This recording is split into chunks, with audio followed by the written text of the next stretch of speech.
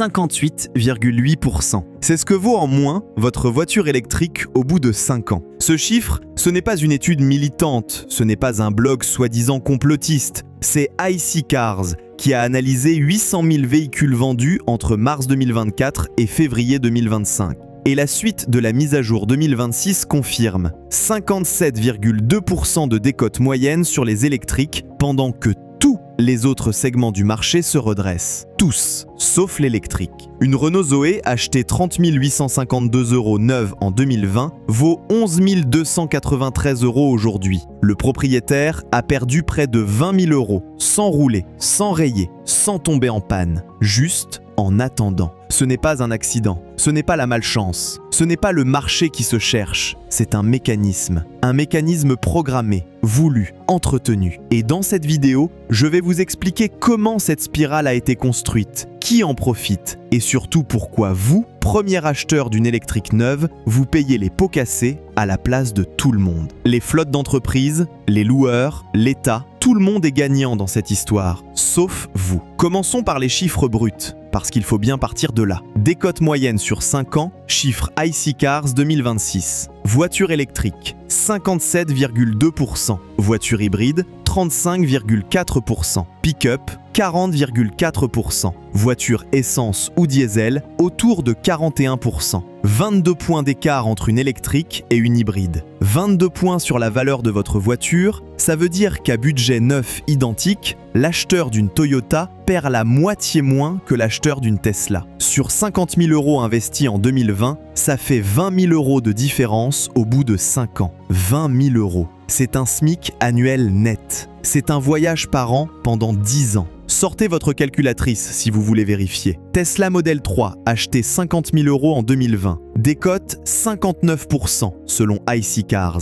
Valeur résiduelle 20 500 €. Toyota RAV4 hybride, acheté 40 000 € la même année. Décote 25%. Valeur résiduelle 30 000 €. Le voisin qui a cru aux promesses du gouvernement et aux bonus écologiques perd 29 500 €. Le voisin qui a roulé en hybride japonaise en perd 10 000, 3 fois moins. Et ce n'est pas une question d'image, de marque, de mode, c'est mathématique. Je vais vous montrer pourquoi. Mécanisme numéro 1. La spirale prix neuf vers prix occasion. C'est la plus violente et elle est documentée à la virgule près. Janvier 2023, Tesla baisse la Model 3 de 53 490 € à 41 990 €. 11 500 € en une seule journée. Sans préavis, sans compensation, sans un mot pour les acheteurs des 6 mois précédents. Vous aviez signé votre Tesla en septembre 2022 ? Bravo, vous venez de perdre 11 500 € pendant que vous prépariez votre café du matin. Aucun appel du concessionnaire, aucun courrier, rien. Et ce n'est pas un cas isolé, c'est la règle du marché électrique. Stellantis fait pareil avec la Citroën EC3 vendue à 13 990 € neuve en janvier 2026. Renault prépare sa Twingo électrique sous 20 000 € pour fin 2026. Chaque baisse du neuf détruit instantanément la cote de toutes les occasions équivalentes du marché, mathématiquement, mécaniquement. Aujourd'hui, vous trouvez une Citroën EC3 neuve à 13 990 €. Et à côté, sur Le Bon Coin, une Renault Zoé 2021 d'occasion à 14 000 €. Le neuf coûte moins cher que l'occasion. Vous avez bien lu. Le neuf, moins cher que l'occasion. C'est l'invention française du marché de l'électrique. Vous savez ce que ça veut dire concrètement pour vous ? Ça veut dire que tant que les constructeurs continuent à baisser le neuf, votre occasion ne peut que s'effondrer. Toujours, encore, sans fin. Et ils vont continuer à baisser parce que les coûts de production des batteries chutent. Bloomberg NEF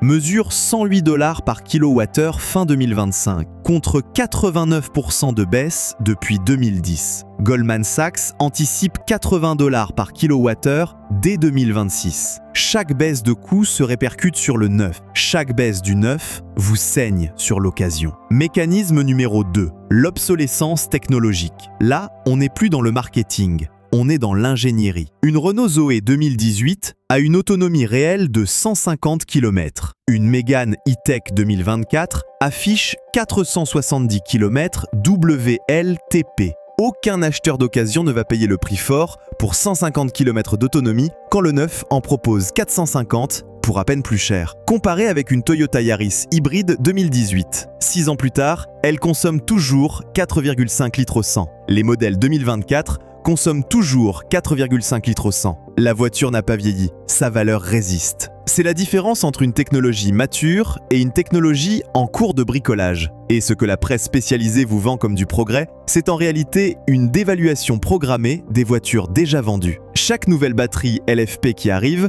chaque nouveau pack 800 volts, chaque amélioration logicielle, c'est autant de raisons pour l'acheteur d'occasion de refuser votre voiture ou de proposer la moitié du prix. Vous êtes le bêta-testeur. Vous payez pour que la prochaine génération soit meilleure. Et vous payez 2 fois. Une fois au comptant, une fois à la revente. Avant de continuer, parce que je sais ce que beaucoup d'entre vous se demandent en ce moment précis, comment éviter ce piège quand on doit changer de voiture cette année? J'ai compilé tout ce que j'ai vu passer dans le garage depuis 10 ans dans un guide complet « Acheter une occasion sans se faire arnaquer », disponible sur heuredelauto.com dans la boutique. Vous y trouvez les motorisations qui tiennent leur valeur, les pièges des fins de leasing à éviter absolument, les vraies questions à poser aux vendeurs et le détail des modèles qui décotent le moins. C'est 8,95 €. C'est ce que vous économisez en évitant un seul mauvais choix sur 10 ans. Et si la vidéo vous parle, dites-le en commentaire, ça aide la chaîne à exister. Mécanisme numéro 3, la peur batterie. Et là, on touche au cœur du problème psychologique. L'acheteur d'occasion qui regarde votre Tesla Model 3 de 2020, il pense à une chose,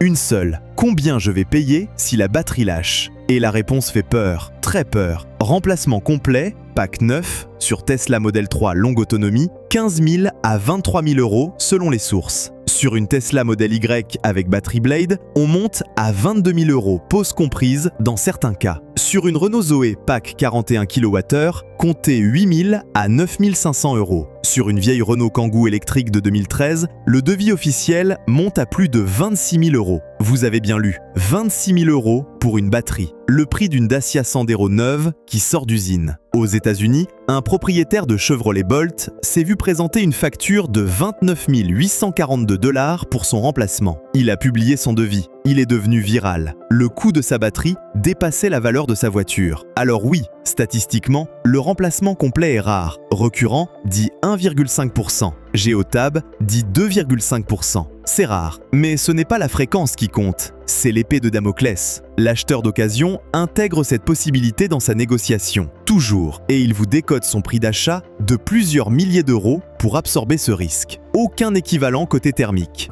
Une boîte de vitesse qui lâche sur une Toyota, c'est 3 000 €. Un moteur qui claque sur une diesel, c'est 4 000 €. Au pire, sur une électrique, le composant principal coûte la moitié de la voiture neuve. C'est ça, la prime de risque batterie. Et elle se paie en décote.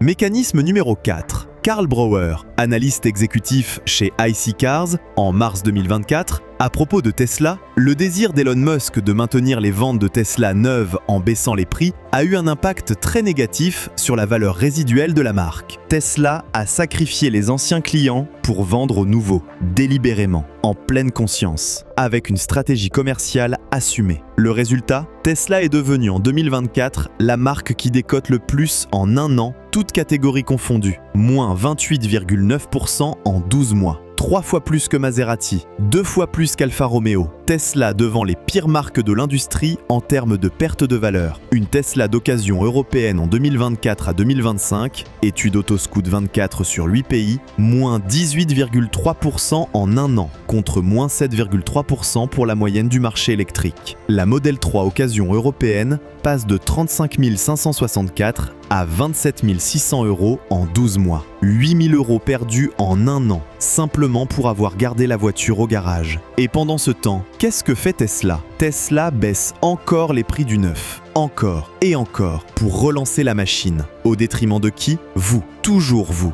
Mécanisme numéro 5, le tsunami des fins de leasing. Et c'est le plus violent. En France, 80% des achats neufs se font en leasing. LOA, LLD, peu importe. 80%. Ces contrats durent généralement 36 ou 48 mois. Donc tous les véhicules électriques achetés en 2021, 2022, 2023 reviennent maintenant, en 2026, par vagues massives sur le marché de l'occasion. Sauf qu'il y a un problème que les concessionnaires ont nommé eux-mêmes. La valeur résiduelle inscrite dans le contrat de leasing est plus élevée que le prix actuel du neuf équivalent. Donc personne ne veut racheter ces voitures. Les loueurs perdent, les concessionnaires perdent, tout le monde perd. Tout le monde, sauf l'État, qui continue à pousser. Tout le monde, sauf les flottes d'entreprises, qui ont profité des avantages fiscaux à l'achat et qui rendent maintenant leurs problèmes à la collectivité. Tout le monde, sauf vous, particuliers, qui allez payer la note d'une manière ou d'une autre. Soit en achetant trop cher une occasion qui s'effondrera demain, soit en payant des impôts pour subventionner une nouvelle vague de leasing social. Parce que oui, leasing social, parlons-en.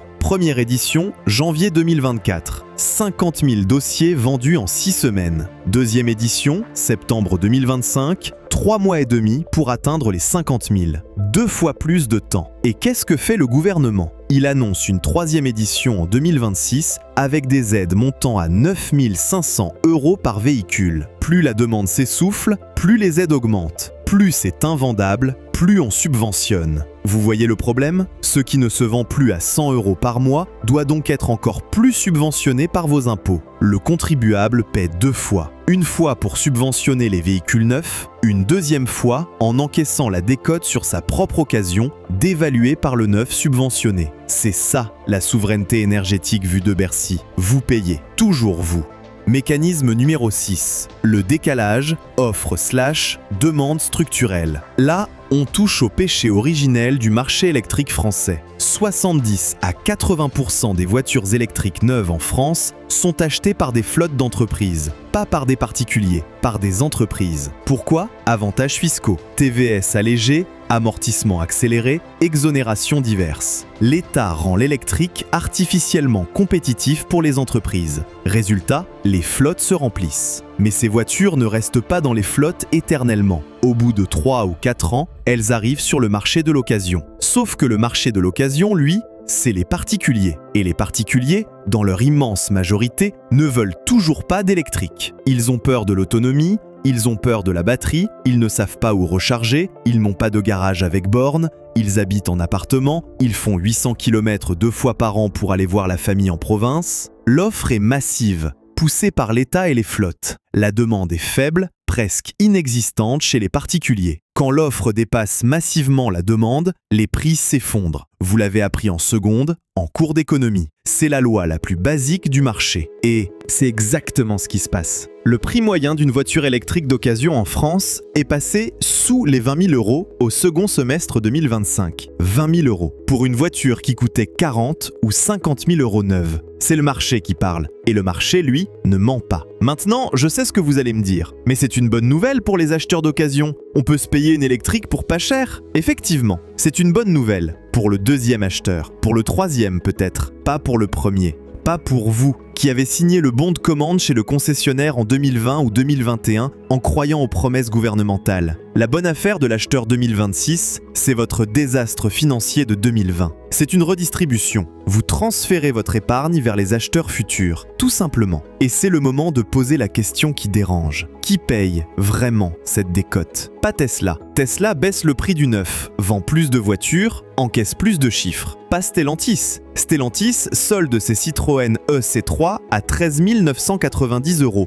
et touche les aides européennes pour avoir vendu de l'électrique. Pas l'État. L'État continue à subventionner le neuf et tape sur les ZFE pour forcer le renouvellement. Pas les flottes d'entreprises. Elles ont tout gagné à l'achat, elles refilent le bébé à l'occasion. Pas les loueurs. Ils ont écrit leur contrat avec des valeurs résiduelles garanties et c'est le constructeur qui éponge. Vous, le particulier qui a payé cash en 2020, qui a cru au discours officiel, qui a payé son surcoût électrique de 8 à 10 000 € par rapport à un thermique équivalent et qui découvre aujourd'hui que sa voiture vaut moins de la moitié de son prix d'achat. Vous et personne d'autre. Et ce n'est pas une coïncidence. Le bonus écologique a artificiellement gonflé les prix neufs au moment de l'achat. Les remises massives en concession aujourd'hui détruisent ces mêmes prix sur l'occasion. Le système a été conçu pour ça, pour transférer la valeur de votre patrimoine vers les coffres des constructeurs et vers les générations futures de consommateurs subventionnés. Le paradoxe de la ZFE achève le tableau. Vous avez acheté électrique aussi pour pouvoir entrer en ville sans amende. Critère 0. la pastille verte. Sauf que la ZFE sécurise votre accès urbain quotidien, pas la valeur de revente de votre véhicule. Vous payez votre vignette tous les jours,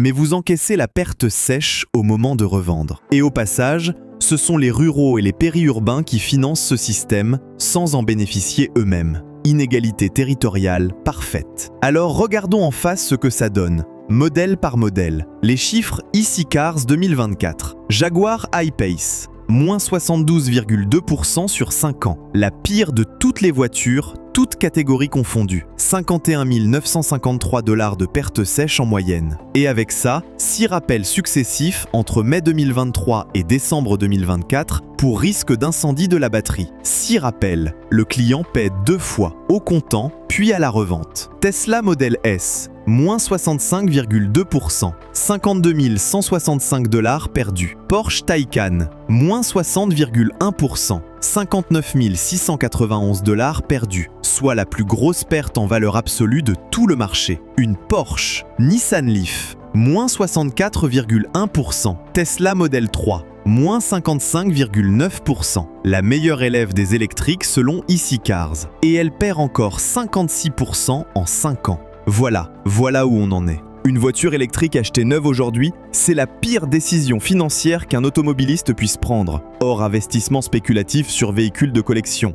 Pas parce que la technologie est mauvaise, pas parce que rouler à l'électrique est absurde dans tous les cas, mais parce que acheter le premier, payer le surcoût neuf, supporter la décote programmée et financer en plus les acheteurs futurs avec ses impôts, c'est se mettre en bout de chaîne d'un système qui distribue les gains à tout le monde, sauf à vous.